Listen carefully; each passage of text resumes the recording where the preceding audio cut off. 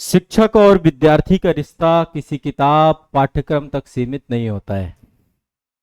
यदि आप वास्तविक रूप से देखें तो शिक्षक और विद्यार्थी का रिश्ता विश्वास का रिश्ता होता है, प्रेरणा का रिश्ता होता है, मार्गदर्शन का रिश्ता होता है, एक भरोसे का रिश्ता होता है। क्योंकि जीवन में जब वो अपनी यात्रा शुरू करता है तो वो शिक्षक की उंगली पकड़ता है और ऐसा भरोसा करता है कि शायद राह कभी गलत मुझे होगी ही नहीं। जैसे ही राह गलत होगी इस राह का सुधार कर दिया जाएगा। तो इस भावना के साथ, इतनी पवित्र भावना के साथ जो है शिक्षक और छात्र का रिश्ता जुड़ा होता है। मेरा मानना यह है कि एक शिक्षक की जिम्मेदारियां बहुत होती हैं। समाज निर्माण से लेकर व्यक्तित्व निर्माण से लेकर राष्ट्र निर्माण से लेकर के हर एक चरण में शिक्षक यदि हमारे देश के सशक्त रहें और अपनी पूरी भूमिका को निभाएं तो निश्चित तौर पे हर समस्या का पूर्ण समाधान किया जा सकता है। क्योंकि जो भावी पीढ़ी है, जो वर्तमान है, वो सारा का सारा, कोई भी राष्ट्र आप देख लीजिए जहां पर श्रेष्ठ शिक्षक रहे हैं वहां पे चंद्रगुप्त मौर्य, सम्राट अशोक, सिकंदर महान, अरस्तु का शिष्य था। तो ऐसे बहुत सारे लोगों का समय समय पर पदार्पण होता रहा है। यानी कि सबके आधार में एक श्रेष्ठ शिक्षक रहा है। चाहे आप किसी ईश्वरीय चेतना को देख लीजिए, भगवान श्री राम जी के पीछे वशिष्ठ जी थे, विश्वामित्र जी थे, उन्होंने उनको अग्रसारित किया।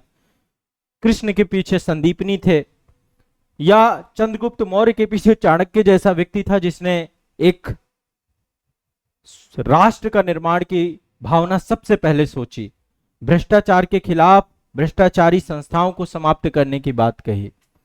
तो जब जब शिक्षक दिवस आता है निश्चित तौर पे शिक्षक समाज के लिए, सभी के लिए एक सम्मान का दिन होता है। लेकिन मेरा मानना यह है कि ये सभी शिक्षक वर्ग के लिए एक आत्ममंथन का भी अवसर होता है।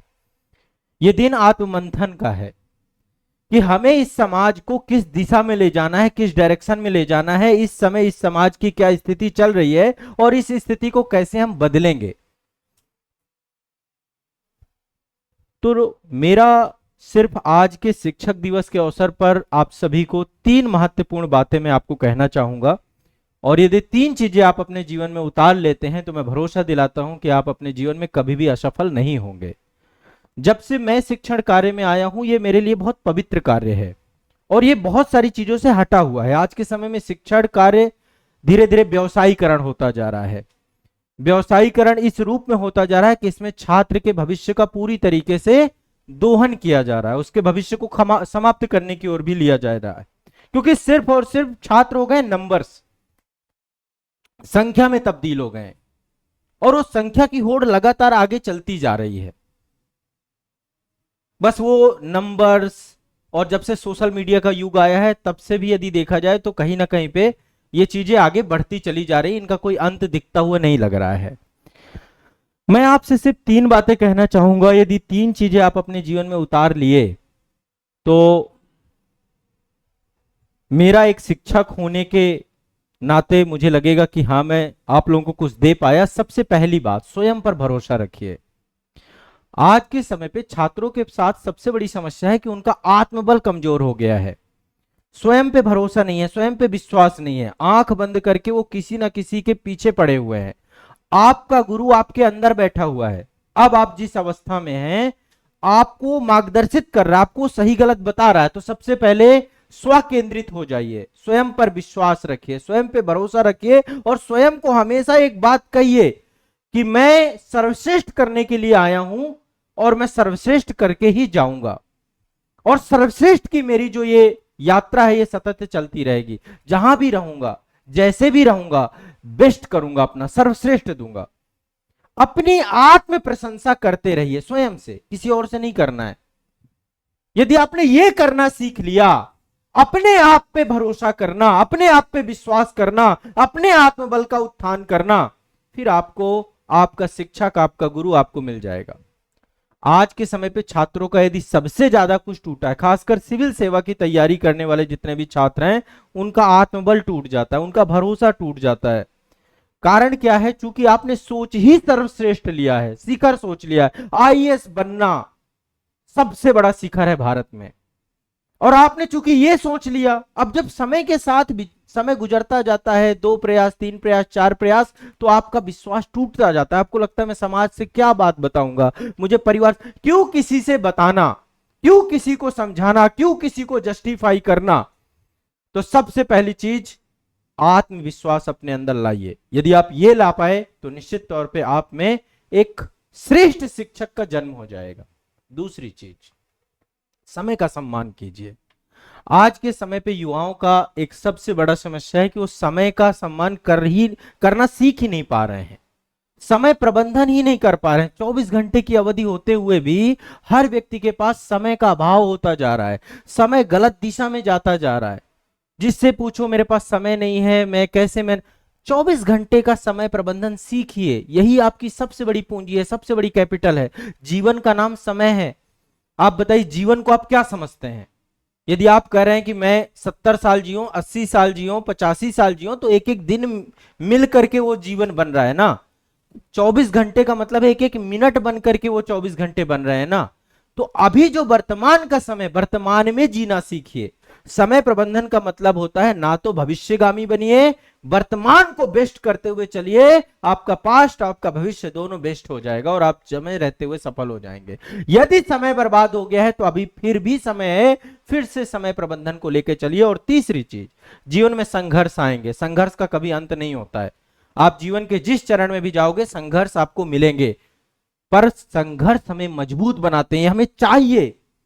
बिना संघर्ष के हम अपने जीवन की कल्पना ना करें, इस भावना के से जुड़ जाइए। संघर्ष हमारी जीवन की पूंजी होनी चाहिए, कैपिटल होनी चाहिए कि जब जब मुझे मजबूत होना है। एक नया अस्त्र है संघर्ष। यदि पांडवों को 12 वर्ष का वनवास और 1 साल का ज्ञातवास नहीं होता तो संभवतः जो अस्त्र शस्त्र अर्जुन की तरकस में थे वो कभी हासिल ही नहीं कर पाते। भगवान श्री राम को यदि 14 वर्ष का वनवास नहीं होता तो शायद मर्यादा पुरुषोत्तम की उपलब्धि नहीं प्राप्त कर पाते। तो आपको ये बात समझनी चाहिए, यदि महाभारत का युद्ध नहीं होता तो भगवत गीता का हमारे पास वो ग्रंथ नहीं आ पाता। तो जो चीजें चल रही हैं वो समय के चक्र से चल रही हैं। ये संघर्ष भी समय का चक्र दे रहा है। और एक चीज और आपको लास्ट में कहना चाहूंगा कि ईश्वर से जब कभी भी आप प्रार्थना करिए, आप उसको एक बात जरूर कहा करिए कि जो तुम्हें सबसे अच्छा लग रहा है मेरे जीवन के लिए, वो आपसे बेहतर कोई नहीं जानता। और आपको जो लग रहा है, जो आप मेरे जीवन को देना चाह रहे हैं, उस दिशा में आप ले जाइए। मैं बस कर्म करने के लिए बना हूं और मैं कर्म कर रहा हूं। तो यदि 3 चीजें आप अपने जीवन में बैठा लेंगे तो आप सफल हो जाओगे। स्वयं पे भरोसा, समय का सम्मान और संघर्ष को अपने अस्त्र शस्त्र बना के चलना। जैसे ही कोई कठिनाई चुनौती आए, खुश हो जाओ कि अब कुछ नया मिलने वाला है, कुछ बड़ा मिलने वाला है। यदि ये 3 भावनाओं से लेकर आप अपने जीवन में आगे बढ़ने लग जाओ तो फिर तो कोई दिक्कत ही नहीं है। देखो, किताबों में सिर्फ ज्ञान है, लेकिन अनुशासन और परिश्रम ही सफलता दिलाएगा आपको। पुस्तकें आपको बताएंगी, पुस्तक भी आपकी गुरु हैं। परीक्षाएं जो आप दे रहे हो सकता है आपको जॉब दे दे या डिग्री दे दे। बहुत सारी परीक्षाएं डिग्रियों के लिए दिया है, अब कुछ परीक्षाएं जॉब के लिए दे रहे हो, लेकिन ये जीवन जीने की कला नहीं देंगी। जीवन जीने का कला संघर्ष देगा। समय आएगा, वो आपको जीवन को सिखाएगा कि जीवन कैसे जीना है, कैसे निर्णय लेना है। और सबसे बड़ी बात, आपका हर प्रयास व्यर्थ नहीं जाता है, वो आपको मंजिल में पहुंचाने की एक सीढ़ी होता है। आप जो भी अभी एफर्ट कर रहे हो, जो भी प्रयास कर रहे हो, उसको असफलता मान के मत चलिए। उसको ये मानिए कि आज मैंने एक ईंट और लगाई, आज मैंने, आप एक बहुत बड़ा महल बना रहे हो और उसमें डेली एक एक ईंट लगा रहे हो, तो इसलिए उसको असफलता मत मानिए। आपका प्रयास व्यर्थ नहीं जाएगा, आपको मंजिल तक पहुंचाएगा। यदि इस भावना से आप ओतप्रोत हो जाएं तो आपके जीवन की यह संघर्षपूर्ण यात्रा खुशमय हो जाएगी, सफलता में बदल जाएगी। और एक भरोसा जो मैं आपको दिलाना चाहता हूं कि इस यात्रा में मैं आपके साथ सदैव रहूंगा। एक साथी के तौर पे, एक मार्गदर्शक के तौर पे मैं हमेशा बना रहूंगा। हर कदम में आपके साथ लगातार चलता रहूंगा। तो शिक्षक दिवस के इस अवसर पे सबसे पहले जितने भी हमारे भारत के सर्वश्रेष्ठ शिक्षक हैं, वर्तमान में हमारे बहुत सारे शिक्षक हैं जो विश्वविद्यालयों में पढ़ा रहे हैं, स्कूलों में पढ़ा रहे हैं, आज जब सुबह मैं प्रातः उठा तो मैंने अपने कक्षा 6 के जो टीचर थे, मैं हमेशा जब कभी भी होता है मैं उनसे बड़ा प्रभावित था, उनसे सबसे पहले मैंने बात की, क्योंकि मुझे आज भी उनकी छवि याद रहती है, कैसे वो बचपन में किस तरीके से किस डायरेक्शन पे लेकर के मुझे जाते थे स्कूल। जब मैं एंट्रेंस एग्जाम, मैंने बहुत सारे एंट्रेंस एग्जाम दिए, पहली बार उन्होंने ट्रेन दिखाई थी मुझे। सेंटर हमारा कानपुर गया था, तो मैं चूंकि बांदा से हूं, तो बांदा से पहली बार ट्रेन में बैठे थे, पहली बार ट्रेन दिखाने वाले शिक्षक, ट्रेन में चढ़ना सिखाया, बेटा कैसे हो, मतलब वो एक एक मोमेंटम, वो उंगली पकड़ करके कानपुर की शहरों में रेस्टोरेंट तक ले जाना, विद्यालय में ले जाना, हौसला बढ़ाना, आप सबकी यादें हैं शिक्षक को लेकर के। और ऐसी स्मृतियों में बहुत सारे शिक्षक हैं हमारे, आप उनको याद करो कभी, वो बचपन के शिक्षक। एक शिक्षक ने क्या था, मैं क्लास का मॉनिटर था और वो डस्टर नहीं ले गया एक दिन। पहले हमारे यहाँ ब्लैक बोर्ड चला करते थे, उसमें एक सेल ले जाना पड़ता था, सेल तोड़ते थे हम और तोड़ के पूरा ब्लैक करते थे उसको।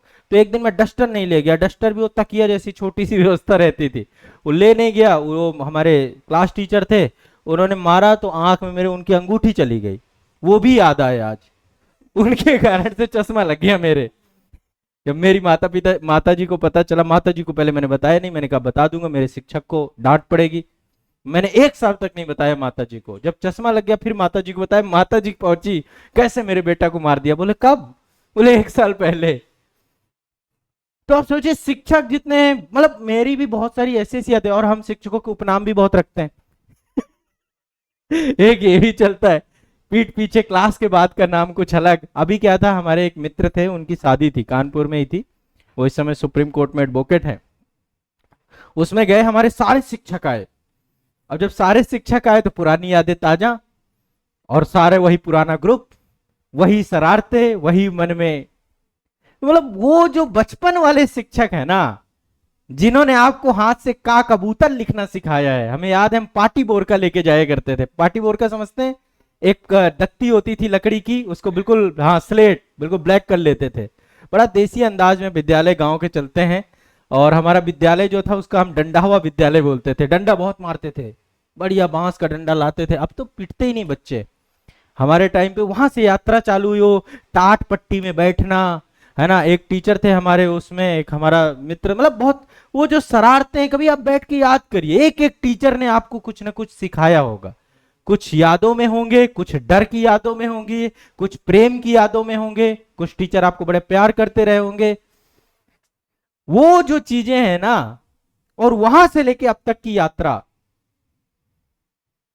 माँ भी हमारी शिक्षक होती हैं, है ना। वो तो हर पल सिखाती है, अभी भी सिखाती है, ये करना है, ये नहीं करना है, ये काम करना है, ये नहीं करना है। तो ये दिन कृतज्ञता के भाव को प्रकट करने का दिन है। आपको कृतज्ञता से भर जाना चाहिए, जिन्होंने आपको एक सामान्य व्यक्ति से इंसान में, मानव में परिवर्तित कर दिया, एक सभ्यता ला दी आपके अंदर, आपकी एक एक आदतों का विकास किया है। तो ये दिन बहुत खास दिन होता है, कृतज्ञता प्रकट करने का दिन। जब भी देखे, जितने भी दिन बनाए गए हैं, जितने भी दिन, चाहे वो 15 अगस्त हो, 26 जनवरी हो, या शिक्षक दिवस हो, या गांधी जयंती हो, या जितने पर्व बनाए गए हैं, बहुत सारे पर्व बनाए गए हैं। पर्व तो नए उत्साह के लिए बनाए गए हैं, ताकि व्यक्ति में समय के साथ हर महीने रिचार्ज करते रहे, उत्साहहीन वातावरण, एकजुट, एकत्रता। और जो दिन बनाए गए हैं, ये बनाए गए हैं प्रेरणा के लिए, कृतज्ञता के भाव से भर जाने के लिए। समझ रहे मेरी बात को। हमारे देश के पहले उपराष्ट्रपति, आज इनका जन्म दिवस है, और महान व्यक्तित्व, महान लीडर। तो आप समझने का प्रयास करिए कि इन सब की कृतज्ञता, जिन्होंने हमें एक ऐसा भारत, एक ऐसा भविष्य दिया है, जिस भविष्य की नींव इतनी मजबूत है, फाउंडेशन की, अब इसमें इमारत बनाती हुई चले जाना है।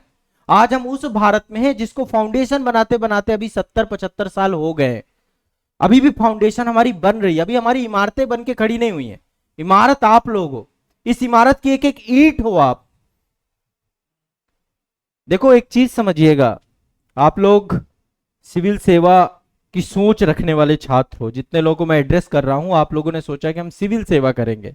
तो सिविल सेवा का वास्तविक मर्म समझते हो? सिविल सेवा का वास्तविक मर्म क्या है?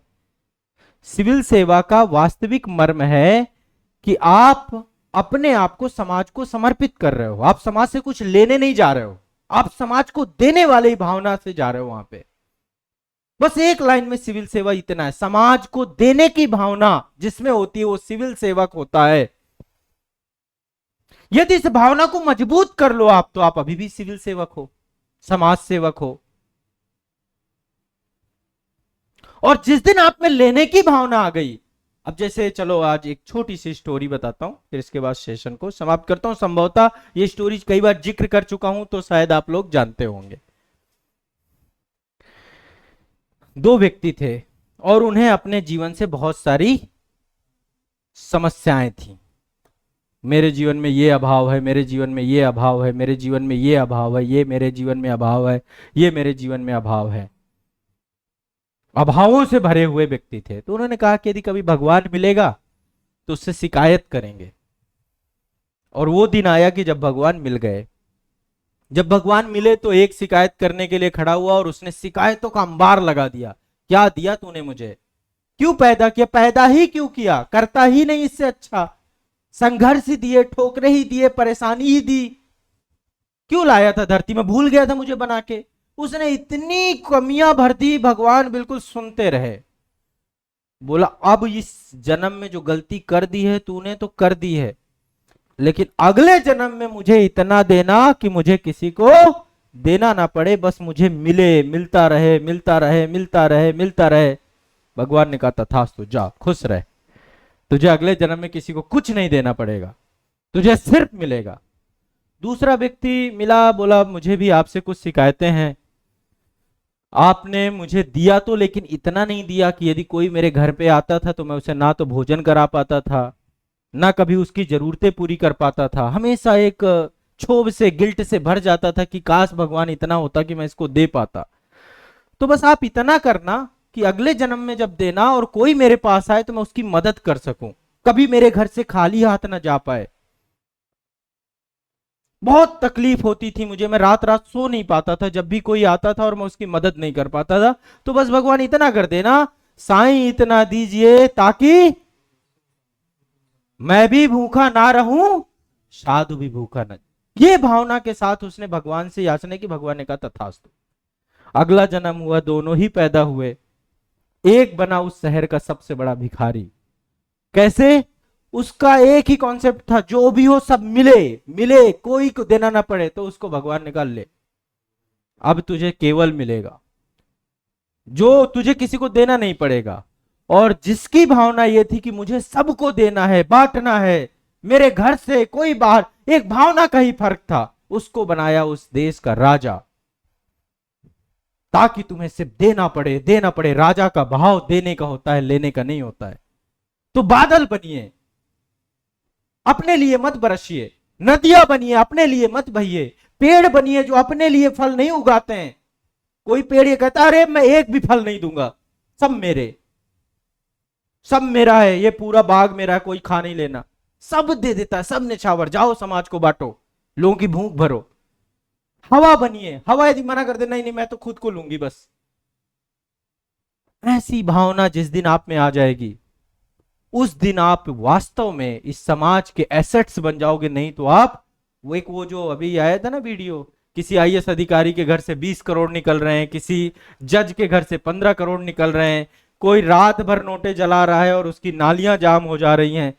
क्या तनाव, नोटबंदी हो जा रही, लोग गंगा में जाके निछावर करा रहे हैं नोटे, क्या मतलब, क्या होगा, कहां जाओगे? किसी के घर से 200 करोड़ रुपया निकल रहा है। वो मत बनना, दो, देने की भावना लाओ, सब निछावर कर दो समाज को, सब कुछ निछावर कर दो। जिस दिन ये भावना से ओतप्रोत हो जाओगे उस दिन सब मिल जाएगा, उस दिन राजा हो जाओगे। और यही सिविल सेवक की वास्तविक परिभाषा है। तो इस शिक्षक दिवस में मैं आप सभी से बस एक ही चीज चाहता हूं कि आपका जीवन अभी आरंभ हुआ है, अभी जीवन के चैलेंजेस आरंभ हुए हैं। इन्हें चैलेंज मत मानिए, ये अस्त्र हैं जो आपके तर्कस में भरे जा रहे हैं। समय आएगा जब युद्ध भूमि में खड़े होगे, ये एक एक बाण काम आएगा। अर्जुन ने सोचा होता है अरे भगवान क्या आपने 12 साल बताओ वनवास दे दिया, 1 साल का ज्ञातवास दे दिया, फिर युद्ध अलग से दे दिया,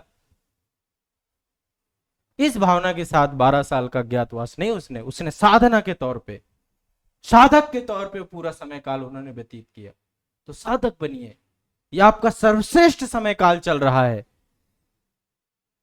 छात्र जीवन आपका स्वर्णिम युग है और इस स्वर्णिम अवसर को बेस्ट बनाइए। इस समय को बिल्कुल भी एक एक पल एक और दुनियादारी से हट जाइए। अभी अभी आत्मनिर्माण का टाइम चल रहा है, राष्ट्र निर्माण का टाइम आपका नहीं है। राष्ट्र निर्माण का जब टाइम आएगा तब खाली हाथ मत बैठे रहना, तब इतने भरे हुए रहना कि राष्ट्र को देना। अभी आत्मनिर्माण इतना कर लो, इतना अर्जित कर लो अभी कि जब देने की बात आए तब सौंपना दे सबको। सौंपने का भी समय आएगा, तब क्या करोगे, कैसे सौंपोगे? ना तो ज्ञान है ना तो पैसा है। इसलिए अभी अपना निर्माण करो, पूंजी बढ़ाओ, अपनी कैपिटल बढ़ाओ, चाहे वो कोई भी पूंजी हो, ज्ञान की पूंजी बढ़ाओ। जहां सरस्वती होती है वहीं लक्ष्मी का वास होता है, जहां गणेश होते हैं वहीं लक्ष्मी होती है। तो पहले अपनी सरस्वती को बढ़ाओ, जितनी सरस्वती बढ़ेगी उतनी ही लक्ष्मी माता की कृपा होगी। अभी आपके दिमाग में केवल लक्ष्मी चलती है, इसलिए लक्ष्मी आएंगी, वो तो उनका स्वरूप ही आने का है, लेकिन सरस्वती होंगी तब। यदि सरस्वती नहीं हुई, केवल लक्ष्मी आ गई, तो फिर विनाश है। गाजियाबाद में हमारे एक बहुत बड़े उद्योगपति, बहुत बड़े मतलब भारत के बहुत बड़े व्यक्ति थे, दोनों भाइयों ने आपस में गोली मार ली। जानते हैं आप? हाँ, सब पता है आप लोगों को, मैं अब आपको नाम नहीं सबका लूंगा, है ना। तो आपस में भाइयों ने गोली मार ली, पड़ी है प्रॉपर्टी। हाँ, सब शूटर नहीं, आपस में ही मारी थी, दोनों ने ले रखा था, शूटर भी थे। खत्म हो गए वो दोनों, अभी पड़ा है सब कुछ। एक फार्म हाउस को लेकर लड़ाई उठी और सब खत्म। तो क्या है, सब यहीं रह जाना है, कुछ नहीं होगा। देने की भावना, देने का पवित्र भाव, सब कुछ समर्पित कर दो, सबको समर्पित कर दो, फिर देखना आप क्या पूंजी बनते हो, क्या आप कैपिटल बनते हो। समझ रहे मेरी बात को? तो सबसे पहले तो मेरे तरफ से बस आपको इतना ही है कि मैं चाहता हूं कि आप जीवन में सबसे, मुझे नहीं पता आप आईएएस पीसीएस बनोगे कि नहीं बनोगे, पर मैं चाहता हूं कि आप एक श्रेष्ठ व्यक्ति बनो। और श्रेष्ठ व्यक्ति कुछ भी बनेगा, आईएएस बनेगा तो बेस्ट बनेगा, पीसीएस बनेगा तो बेस्ट बनेगा, कोई कार्य करोगे तो बेस्ट बनोगे। बस मैं इतनी ही चाहता हूं, यही भावना है मेरी, इसी भावना से मैं आप लोगों को पढ़ाता हूं। मेरी भावना ये नहीं है कि आप मात्र किताबी बन के रह जाएं, आप भ्रष्ट बन के रह जाएं, आपके मन में कोई गंदगी आ जाए, आपके मन में एक, वो सब चीजों से अपने आप को हटाओ, पवित्र भावना रखो। चाहिए नहीं, घर पे यदि सबसे बड़े हो, छोटे भाई हो, उन्हें प्रेम करो, बहुत प्रेम करो, इतना स्नेह दो, इतना स्नेह दो, भर दो उन्हें, जो मांगे दो, सबकी इच्छाएं पूरी करो। मां बाप है, उनको स्नेह से भर दो, कृतज्ञता के भाव से भर जाओ कि तुम्हारा अंश हूं मैं, तुमने पैदा किया, तुम ही लाए। लोग, मुझे समझ नहीं आता, आजकल के बच्चे अपने माँ बाप को बुरा भला बोल देते हैं। कैसे बोल देते हैं मुझे नहीं समझ में आता। क्या हो आप? जिस दिन आप बाप बनोगे तब आपको पता चलेगा कैसे 9 महीने पेट में मां रखती है। जिस दिन आप मां बनोगे तब आपको पता चलेगा कि कैसे उन्होंने आपको रखा होगा। वो 9 महीने आपका पहला घर, उस घर को लात मारते हो आप इसको घर समझ रखा है। ईंट पत्थर कंकड़ की चीजें घर हैं, यहां बने हो आप। आपकी हिम्मत हो तो एक बना के दिखा दो, एक छोटी सी कोशिका बना के दिखा दो। वो 9 महीने आपका पहला घर था, जिसको आप घर से निकाल के अनाथालय में फेंक के आते हो। किसके लिए? इस कंकड़ पत्थर के लिए। कृतज्ञता के भाव से भर जाओ, वो ईश्वर है, उसने बनाया है, उसने आपका निर्माण किया, आपकी शिक्षक है, पहली माता पिता दोनों। पिता भी उतना ही पोषण रात दिन लगे रहते हैं कि कैसे इसका जीवन, इसका भविष्य सुधार दो। तो अपने माँ बाप के प्रति, अपने परिवार के प्रति स्नेह से भर जाओ, कृतज्ञता की भावना से भर जाओ, विनम्रता की भावना से भर जाओ, सर्वस्व न्यौछावर कर दो उनके लिए। जब ये भावना आपके अंदर आएगी, आपके अंदर का छल कपट द्वेष ईर्ष्या सब कुछ मिट जाएगा।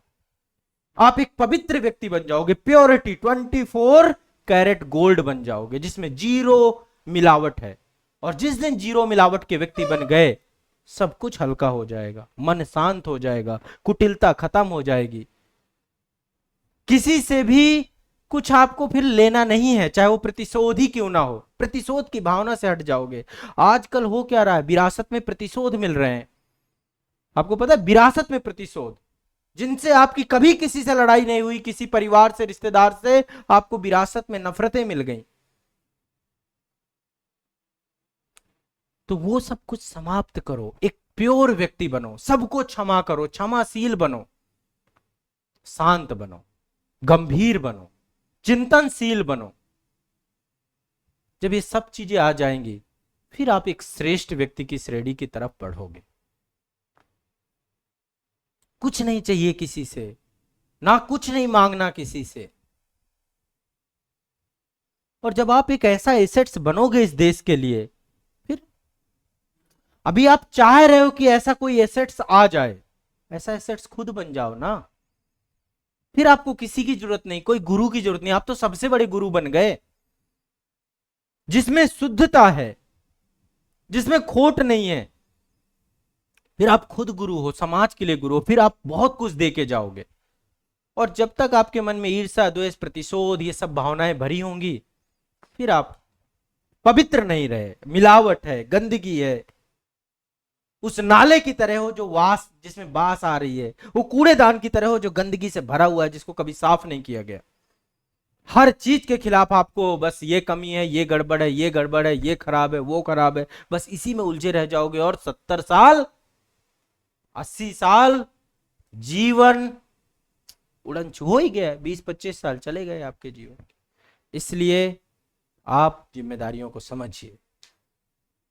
और यदि ये ऐसा पूरा राष्ट्र, ये जो मैं आपको बता रहा हूं, ये गांधी ऐसा राष्ट्र चाहते थे। गांधी कहते थे सर्वोदय की भावना, राम राज्य की संकल्पना, कि एक समाज ऐसा बनेगा जिस समाज का नैतिक उन्नयन इतने बड़े स्तर का हो जाएगा कि ना तो पुलिस की जरूरत पड़ेगी, ना तो किसी कानून की जरूरत पड़ेगी।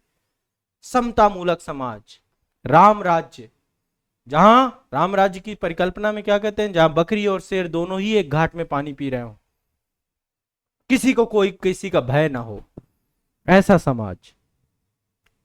तो वो चीज तभी बनेगी जब देश का नागरिक इस बात को समझ पाएगा। सह अस्तित्व की भावना, सहिष्णुता की भावना। आपका पूरा पेपर 4 बनाया गया, इसीलिए इथिक्स का पेपर 4 कूट कूट करके चीजें भरी गई उसमें। एक प्रशासक ऐसा होना चाहिए, देने की भावना वाला। आज बनना है सिविल सेवक, बन जाओगे, लेकिन यदि सिविल सेवक बनने के बाद भी, एग्जाम क्वालिफाई करने के बाद भी लेने की भावना रही, आप भारत के सबसे बड़े अपराधी बनोगे। पद और गरिमा से तो आपके आगे आईएएस और पीसीएस अधिकारी लिखा जाएगा, लेकिन आप करप्शन की आड़ में इस देश को बेचने में तुल जाओगे। इसलिए मैं आप लोगों को बोल रहा हूं, मांगने की विचारधारा त्याग दो, अपराधी मत बनना एग्जाम क्वालिफाई करके। फिर आप एक भ्रष्ट ऐसा व्यक्तित्व बनोगे जिससे भ्रष्ट कोई हो ही नहीं सकता। कितने परिवारों का, कितने घरों का नुकसान कर दोगे आप। देने की भावना वाला व्यक्ति बनिए। जब देने की भावना वाला व्यक्ति बैठेगा एक पद में, तो फिर वो देता जाएगा, देता जाएगा, देता जाएगा। और लेने की भावना वाला बैठेगा तो वो सब कुछ सड़ा देगा। मेरी भावना समझ रहे हैं मैं क्या कहना चाह रहा हूं आपको? दीजिए, जो मांगे दीजिए। दधीची ने तो पूरा शरीर ही दे दिया। अस्थि चाहिए, अरे लो लो, इंद्र का वज्र बना दिया उसने। ऐसे तपस्वी लोग रहे इस देश में, इनकी भी जीवन की गाथा से आप समझिए, अपने शरीर की अस्थियां कौन दान करता है। दधीची बनिए जब समय आएगा, लेकिन पहले योग्य बनाइए अपने आप को। देने का टाइम पे खाली नहीं होना चाहिए। देने के टाइम आप एक आईएएस अधिकारी हो, ताकि कोई मांगने आए तो सब कुछ दे दो उसे, खाली हाथ ना जाए आपके दरबार से। वो तब हो पाएगा जब अभी अपने अंदर योग्यता बनाओगे, ऐसे बीजारोपण करोगे, ऐसे विचार डालोगे, आप मोस्ट विनम्र होगे। कोई भी आपके ऑफिस और कार्यालय में प्रवेश करेगा, आप उसे बकायदा बैठाओगे, उस करुणा के भाव से, उस दया के भाव से। गर्व और अभिमान नहीं होना चाहिए आपके मन में। कोई आपके आगे झुक रहा है तो आप उससे ज्यादा झुक जाओ। जब इस भावना के साथ आप आ जाओगे, फिर आपको कोई नहीं होने। फिर आप जब जाओगे और जाके फिर आप हुटरे नहीं बजाओगे रोडों में, फिर आप वीवीआईपी कल्चर से अपने आप को बचा ले जाओगे। ये चमक धमक, ये चीजें खोखला बनाती जा रही हमारे समाज को। सेवा की भावना, लाल बहादुर शास्त्री जी ने जब देश को आह्वान किया कि इस देश में खाद्य सुरक्षा की समस्या उत्पन्न हो गई है, दो युद्धों के बाद जब भारत चाइना और भारत पाकिस्तान का युद्ध हुआ, तो लाल बहादुर शास्त्री ने कहा कि हम एक टाइम का खाना खाएंगे, लेकिन वो एक टाइम का खाना उन्होंने अपने घर से शुरू किया, अपने बच्चों को एक टाइम का दूध देना चालू किया। यदि मेरे बच्चे ये पीड़ा को सह जाएंगे तो मैं फिर भारत के सभी देशवासियों से कहूंगा कि अभी हमारे पास खाद्य सुरक्षा की समस्या है। जब ये भावना होती है ना, प्रधानमंत्री के बेटे थे वो, क्यों एक टाइम का भोजन खा के सोएंगे? जब ये भावना से आप ओतप्रोत होते हो तो फिर आपको कोई नहीं रोक सकता। सहयोग करिए। आज पंजाब में बाढ़ है, लोग पीड़ा में हैं। जब ये पीड़ा आपको महसूस कराएगी, ये पीड़ा आपकी घर की पीड़ा लगेगी, तो आप समझ लीजिए कि आपके अंदर वो गुण आने चालू हो गया है। समझ रहे हो मेरी बात को, मैं क्या कहना चाह रहा हूं?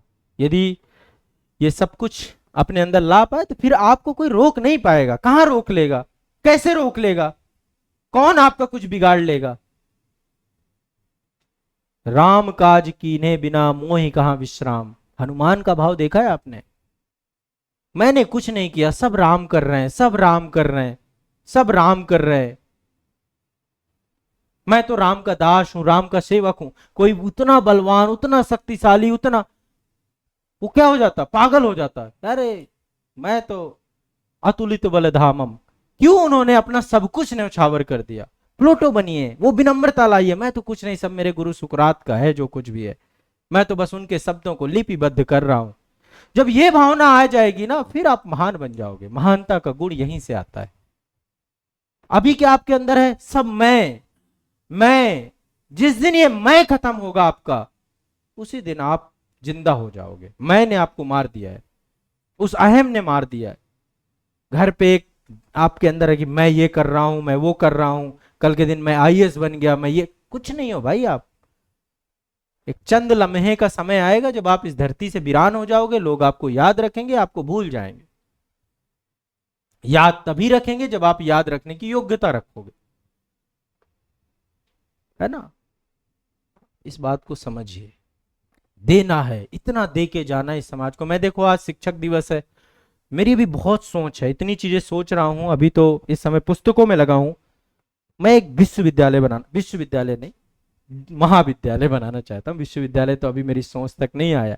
एक महाविद्यालय बनाना चाहता हूँ जहां पे एक ऐसा परिसर हो, जिस परिसर में बच्चा आए और उसको सिर्फ और सिर्फ किताबी ज्ञान ना दिया जाए, उसमें चरित्र निर्माण, अनुशासन, व्यक्तित्व, वो पूरी तरीके से मैं गुरुकुल बनाना चाहता हूं भारत का। जैसे शांति निकेतन बनाया जो है रविन्द्रनाथ टैगोर जी ने। मैं अपने जीवन के अंतिम क्षणों तक शायद ये कार्य करके जाऊं, पर मेरी बड़ी इच्छा है, दिली इच्छा है कि उस विद्यालय के नियम, उस विद्यालय के कायदे, उस विद्यालय का संयम, उस कैंपस की मर्यादाएं एक अलग स्तर की हो। और मैं ऐसा नहीं कि मैं कोई ऐसा कर रहा हूँ, ऐसा विद्यालय जैसे एक देव संस्कृति विश्वविद्यालय चलता है, आप लोगों ने शायद नाम ना सुना हो, उत्तराखंड में है, शांति कुंज हरिद्वार के द्वारा संचालित किया जाता है देव। कभी जाइए, उसका अनुशासन, डिसिप्लिन, मर्यादा करने वाले कर भी रहे। गए क्या परिसर में? कभी उत्तराखंड जाइए तो उस परिसर में जाइए।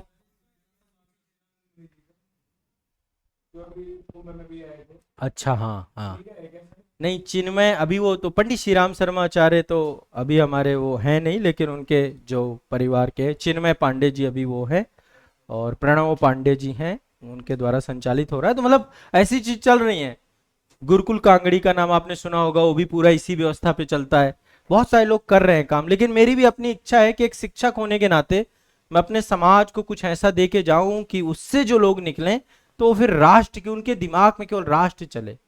और देखते हैं ये सपना कब पूरा होगा, कैसे होगा, बट मुझे ये पता है कि मैं कर ले जाऊंगा। हाँ हाँ, वो तो आपका आर्य समाज से जुड़ा एक बहुत बड़ा, अच्छा है, बढ़िया चल रहा है। तो आप सभी लोग सबसे पहले शिक्षक दिवस की शुभकामनाएं आप सभी को बहुत बहुत। और मैं चाहता हूं कि केवल शिक्षक दिवस में अपने शिक्षक को हैप्पी टीचर्स डे बोल देने से अच्छा है कि आप जो है उनकी बातों को अमल करें। और हमारा जो शिक्षक समाज है उसका सबसे बड़ा दायित्व है कि अपने अंदर वो उन गुणों को लेकर के आए जो गुण वो छात्रों में देखना चाह रहा है।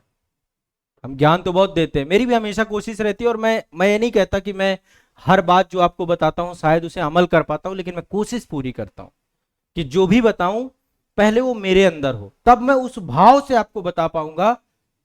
यदि उस भाव को मैं जी ही नहीं पाऊंगा तो मेरे अंदर एक छदम व्यक्ति होगा। बस मैं उस छदम को हटा करके मैं आपके अंदर भी वो व्यक्ति भरना चाहता हूं। और देखते हैं, ईश्वर जो है उस पवित्र भावना को मैं हमेशा बना के रखता हूं। मैं नहीं चाहता कि कहीं पर भी मैं आपको कुछ और बताऊं और मैं कुछ और जी रहा हूं।